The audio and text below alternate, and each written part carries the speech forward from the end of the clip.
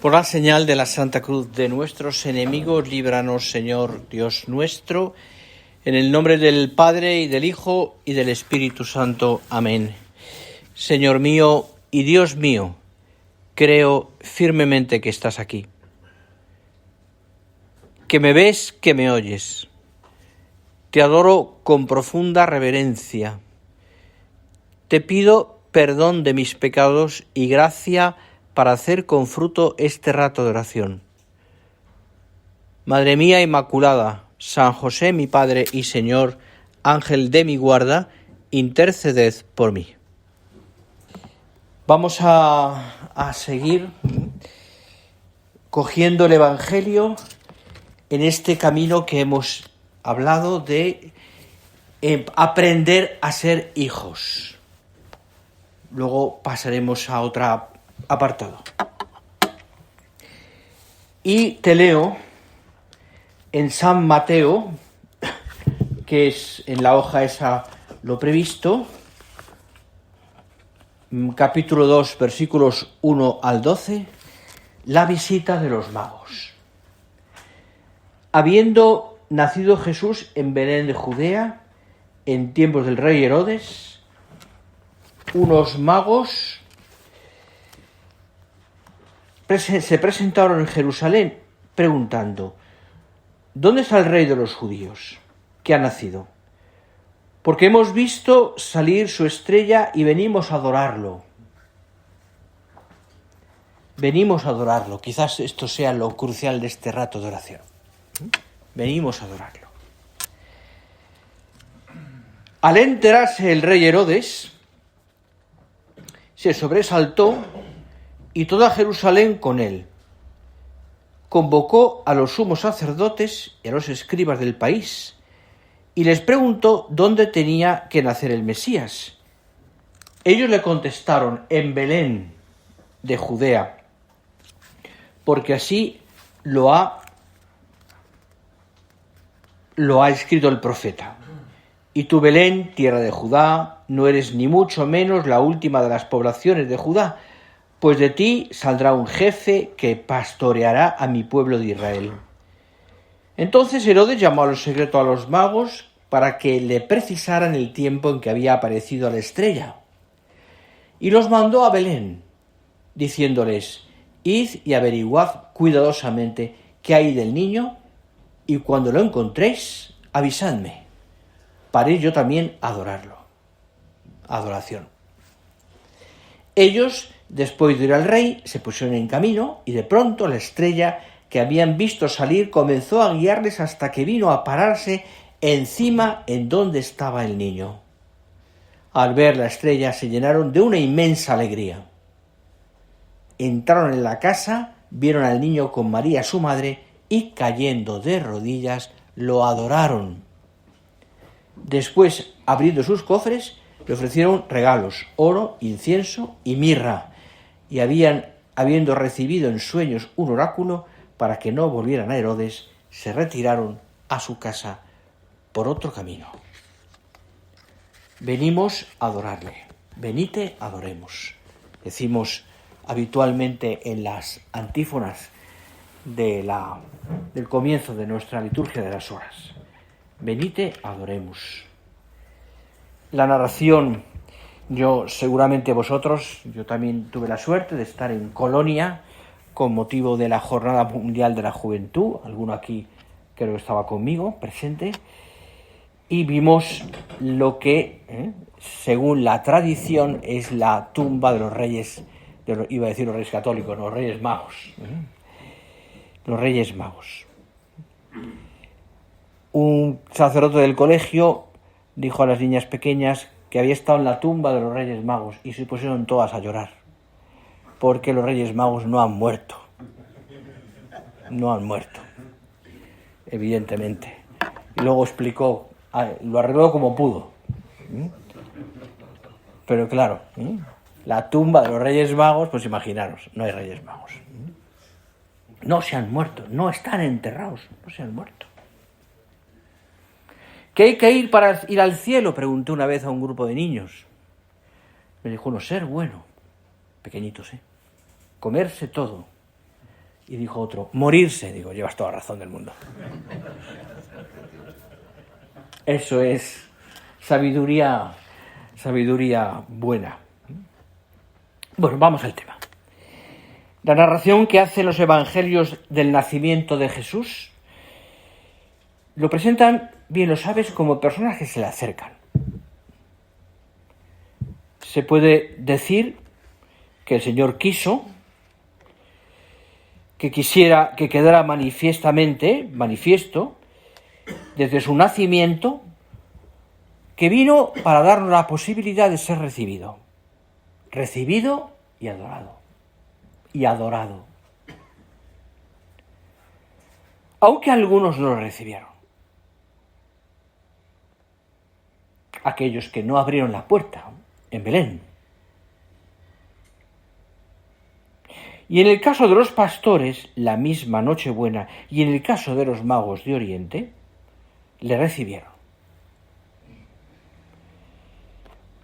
Recibieron el anuncio del nacimiento del Señor y fueron en su busca. Es lo que tienen en común los pastores y los reyes magos. Alguna cosa más, pero recibieron el anuncio del Señor y fueron en su busca.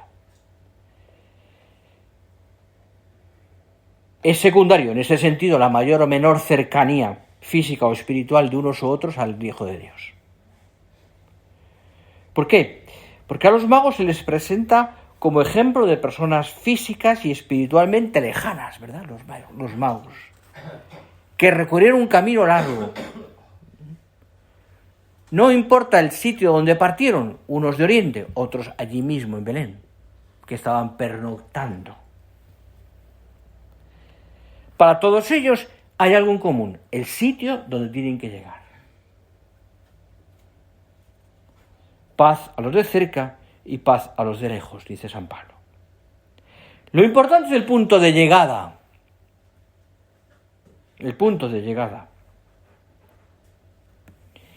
Y lo que nos interesa mucho es meditar qué es lo que sucedió una vez que tanto los pastores como los magos llegaron al portal. Esto es lo que quiero centrarme.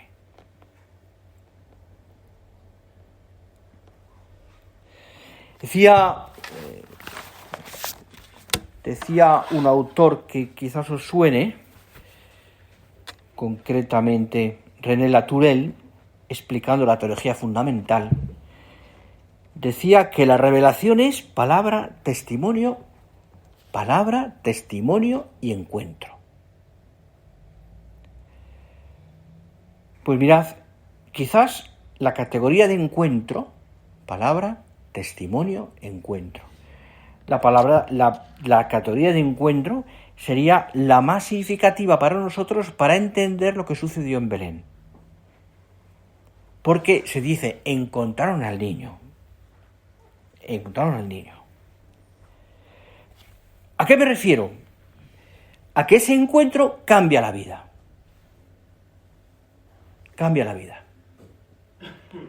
Unos se van contentos y anuncian los pastores.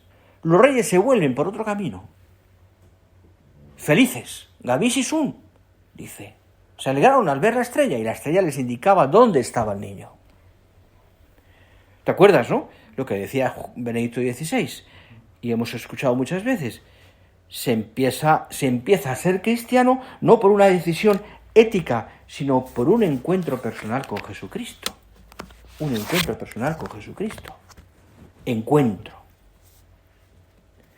Por tanto, y entramos en lo que estábamos hablando esta mañana, podríamos decir tú y yo que el único modo de ser hijos pasa necesariamente por un encuentro con Cristo. Fíjate que nosotros tenemos oportunidad como sacerdotes de encontrarnos con Cristo habitualmente. Porque además mi filiación es participación de la única filiación que es la del Hijo. En mi caso por adopción, en su caso natural. Y solo si nos encontramos verdaderamente con el Hijo, nuestra conciencia de filiación divina responderá a la realidad de lo que somos. Encuentro con el Hijo. Somos hijos en el Hijo con mayúscula. Encuentro. Por eso tú y yo le tenemos que pedir al Señor, y te animo a que sea así: Señor, ayúdame, Dios mío, ayúdame a encontrarme otra vez con tu Hijo. Porque ese es el encuentro, el único capaz de transformar mi vida. Qué buen momento aquí, en estos días de ejercicios, para que tú le pidas al Señor ese encuentro, que me ayude a aprender más, una vez más, en qué consiste ser hijo tuyo. Para que así viva de verdad la realidad maravillosa de la filiación divina, que tiene un abanico impresionante en nuestra vida. Porque se aprende a ser hijo. Se es hijo, evidentemente, en nuestro caso por adopción, pero se va aprendiendo con el tiempo a ser hijo, buen hijo. Buen hijo. Y vivimos de esa filiación divina, también como sacerdotes. ¿Qué hace falta, por tanto, me pregunto, hablando con el Señor en esta oración? ¿Qué hace falta para que, una vez situados delante del Señor, como los pastores, como los magos, se produzca ese encuentro? ¿Qué hace falta? Para que yo abra mi corazón. La oración, ¿eh? Qué importante es la oración para el sacerdote. Qué importante es que dediquemos todos los días un tiempo adecuado, constante, a la oración. Y fíjate que tenemos 1000 cosas y que hay días en los que la vida nos puede y el tiempo se nos va de las manos. Pero qué importante que más en esos días nos encontremos con el Señor en la oración, aunque sean muchas las tareas, aunque sean muchas las reuniones, aunque sean muchos, como decía aquel, hace ya, quizás esto ha pasado mucho de moda, pero se lo oyó algún sacerdote: cuando llegue el fin del mundo, Dios no nos encontrará unidos, pero sí reunidos, decía, ¿no? Bueno, ¿qué nos falta, no? Es decir, a veces estamos con 1000 cosas, ¿no? Mil reuniones, 1000... Encuentro con Cristo. Y qué importante es para eso, para nosotros, la oración. La oración. ¿Pero qué hace falta realmente? La gracia de Dios. La gracia de Dios. Fíjate que aquí en el Evangelio de San Mateo que hemos leído, añade una actitud fundamental del hombre, que ya la he mencionado antes: la adoración. La adoración. Y yo creo, y me lo subrayo, me lo he puesto aquí en negrita, que necesitamos, nosotros sacerdotes, redescubrir una vez más el sentido de la adoración para que el encuentro sea posible. Y me viene a la cabeza aquella oración que el ángel de la paz le dijo en la primera aparición a los pastoriños.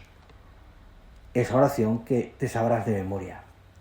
Dios mío, yo creo, adoro, espero y te amo. Te pido perdón por los que no creen, no adoran, no esperan y no te aman. Esta es la actitud. Yo me encuentro con el Señor porque creo, adoro, espero y amo a alguien que es persona. Con mayúscula, pero persona. Por tanto, la actitud nuestra, como te digo, es de oración, de adoración, perdón. Los magos adoraron. Y solo esa adoración les ayuda a descubrir al niño, en el niño, al Hijo de Dios. No van a adorar a un niño, van a adorar al niño, con mayúscula, que es Hijo de Dios. Solo la adoración permite descubrir en el niño el sentido de la vida y para ello sentirse bien pagados después de un viaje largo, lleno de peligros, pero que está bien, que termina bien en esa adoración al Hijo de Dios. Se sintieron bien pagados.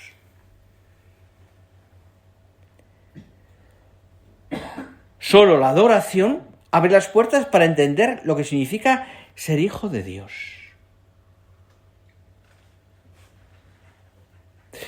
Precisamente en Colonia, que hablábamos antes, en aquella Jornada Mundial de la Juventud, Benedicto XVI, si no me equivoco, fue la primera que él tuvo, porque fue en el año que murió Juan Pablo II, ¿sí? Y Benedicto XVI hablaba, todo estuvo relacionado con la adoración, evidentemente. De hecho, en muchas iglesias de Colonia, os recordaréis los que estuvisteis allí, había siempre adoración perpetua en todas las iglesias durante aquellos días. El Santísimo expuesto y mucha gente adorando. Él decía allí que hablaba de la adoración como una armonización de dos actitudes que aparecen aparentemente contrapuestos que responden a dos dones del Espíritu Santo. Y decía, adoración significa en primer lugar postración, asombro, reconocimiento de una grandeza que no es la mía.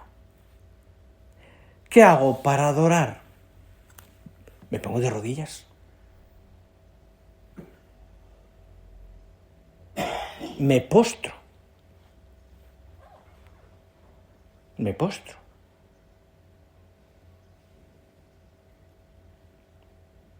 Recuerdo un sacerdote, no sé qué habrá sido de él, y perdonad que sea una anécdota un poco negativa, que tiene un buen final, que no permitía que sus fieles se pusieran de rodillas en la consagración, quitándoles una libertad que tenían. Porque lo justificaba diciendo, ponerse de rodillas es señal de esclavitud, y no somos esclavos. Hasta que una señora mayor le dijo, mire, yo me pongo de rodillas porque quiero. ¿Y por qué no me puedo poner de otra manera ante el Dios que es ante mi Dios? Ante mi Dios. Me pongo de rodillas, le dijo, cuando adoro y cuando pido perdón. Cuando adoro y cuando pido perdón. Es verdad. Y es verdad. Le quedó claro, desde luego.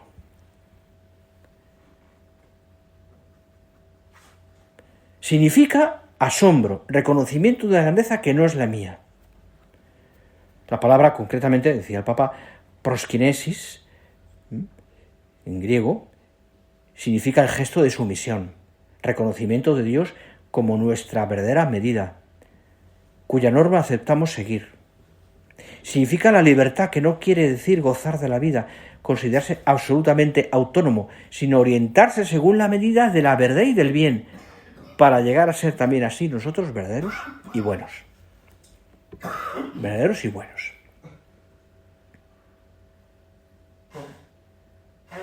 ¿Qué es, por tanto, esta primera idea que decía Benedicto XVI? Reconocer la soberanía de Dios y mi obediencia.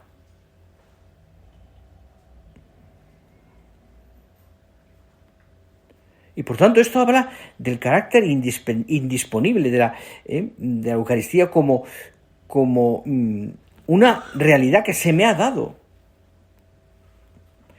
que me muestra la soberanía de Dios, su trascendencia. Consecuencias de esto tienen muchísimas. ¿Cómo cuidamos nosotros la Eucaristía? ¿Cómo cuidamos nuestros sagrarios? ¿Cómo cuidamos nuestras iglesias, nuestros altares? La limpieza, el orden. He cuidado de las cosas pequeñas.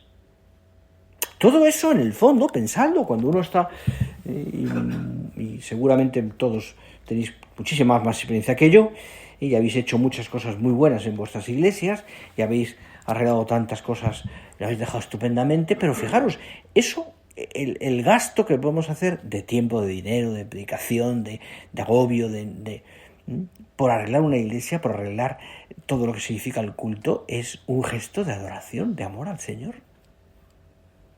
De amor al Señor. De reconocimiento de la grandeza de Dios. Por eso a Dios no le tengo en un sagrario, perdonar, que da asco. No me refiero a este,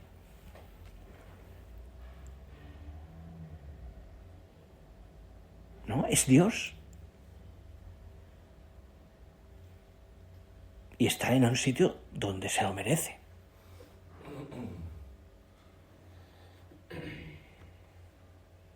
Y que no me vengan a perdonar que esto así, con teorías de que la pobreza Dios la ama, sí, pero entendemos bien las cosas.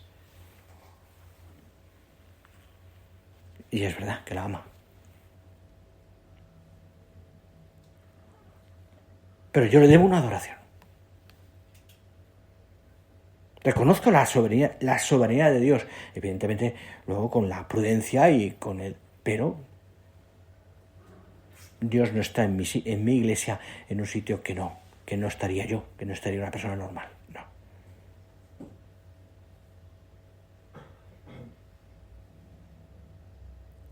Esto me ayudará también a reconocer la verdadera paternidad de Dios, el cuidado de Dios que es mi Padre, y el santo temor de Dios. El santo temor de Dios. Si nosotros recuperamos ese sentido de adoración y de la adoración a Dios en la Eucaristía, realmente todo esto nos ayudará a crecer en nuestro sacerdocio y en nuestro conocimiento de Dios.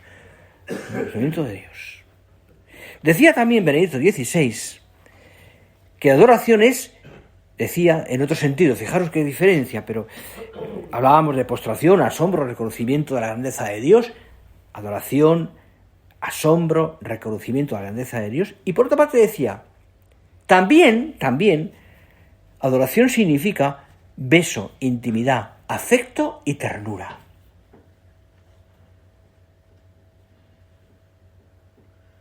Y ternura.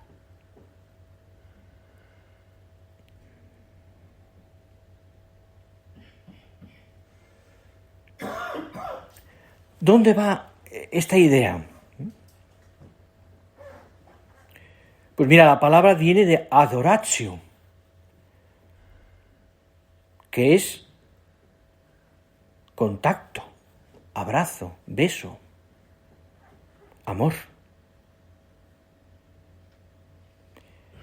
La sumisión se hace unión porque aquel al cual nos sometemos es amor. Y así la sumisión adquiere sentido. Esto es de Benedicto XVI.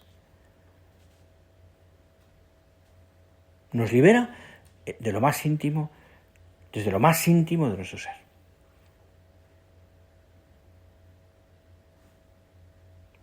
Todo esto tiene mucho que ver con el don de piedad.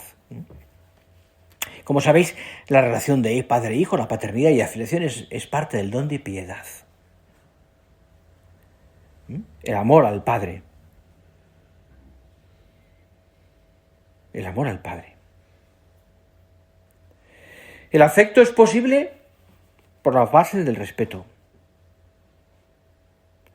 Por tanto, fijaros, ¿no? Hemos hablado de las dos dimensiones de la adoración.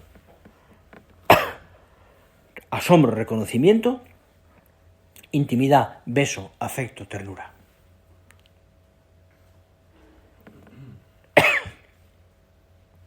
¿Qué tenemos que pedir nosotros al Señor? Pues evidentemente, pienso que sepamos unir estas dos realidades en nuestra vida. ¿Por qué lo digo? Porque la continua cercanía de Dios, de las cosas de Dios, puede resultar en nuestra vida, puede desembocar en una frialdad, o si queréis, en una banalización.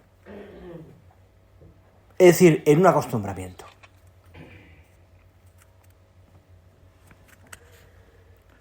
Es el ejemplo o la figura, y quizás no sea en todos los sitios así, la figura del sacristán que está todo el día en la iglesia, pero que se ha acostumbrado tanto, que ya prácticamente es su casa. Y no cuida la genuflexión, y no cuida las posturas, y se permite cosas. Bueno, no digo porque sea en todos los sacristanes pase esto, pero entendedme, cuando uno no deja de entender todo esto como esa adoración, como lo que estamos hablando, acaba acostumbrándose.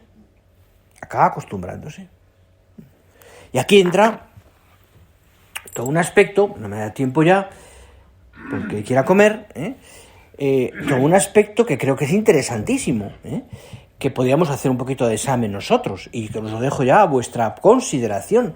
¿Cómo cuidamos al Señor? ¿Cómo cuidamos ese acostumbramiento? O sea, estamos muchas horas delante del sagrario, o pasamos muchas veces delante de él, o simplemente estamos alrededor del ámbito sagrado de la iglesia mucho tiempo.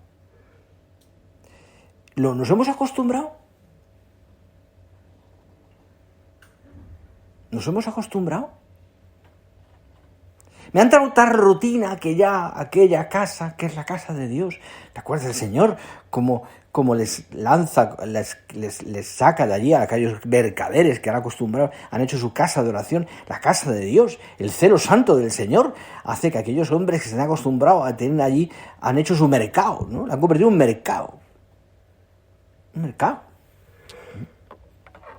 Lo digo así, perdonad que lo diga así, no convirtamos nuestras iglesias en mercados.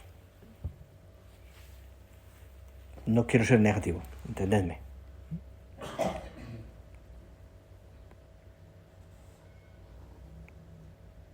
Vamos a pedir al Señor esto. Adoración, amor, entrega.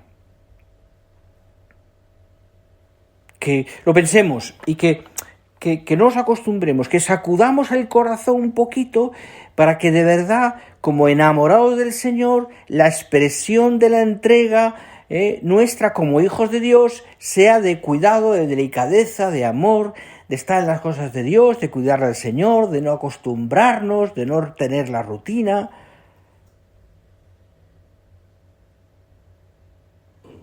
Vamos a pedir a la Virgen. Termino ya, perdonad. María, enséñame a adorar,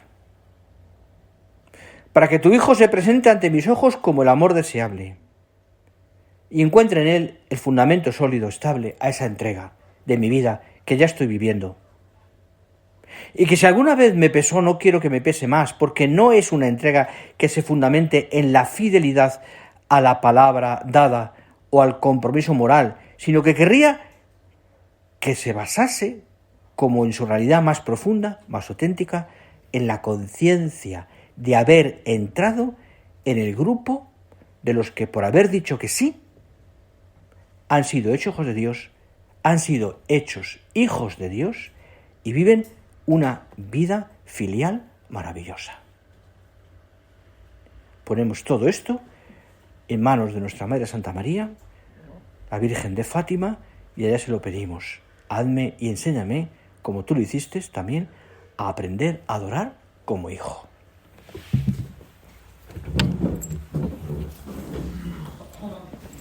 Te doy gracias, Dios mío, por los buenos propósitos, afectos e inspiraciones que me has comunicado en esta meditación.